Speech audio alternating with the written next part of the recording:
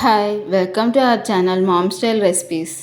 ఈరోజు చేయబోతున్న రెసిపీ చిక్కుడుకాయ ఫ్రై. స్టవ్ పైన కళాయి పెట్టి కర్రీకి సరిపడా ఆయిల్ వేసుకుని వేడెక్కాక తాలింపు దినుసులు వేసి ఎర్రగా వేగాక కరివేపాకు, పచ్చిమిర్చి ముక్కలు, ఉల్లిపాయ ముక్కలు వేసి వేయించుకోవాలి.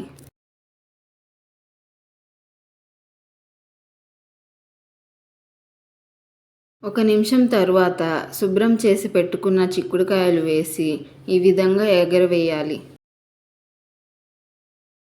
2 నిమిషాల తరువాత పసుపు, రుచికి సరిపడా సాల్ట్ వేసి మళ్ళీ ఒకసారి ఎగరవేయాలి.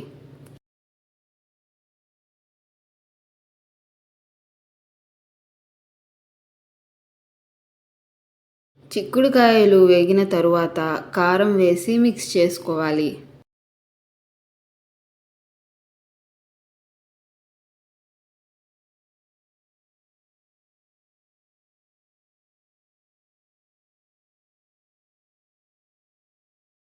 కారం వాసన పోయే వరకు ఉంచి చివరిగా కొత్తిమీర కాడలు, కరివేపాకు వేసి మిక్స్ చేసుకొని స్టవ్ ఆఫ్ చేసుకోవడమే.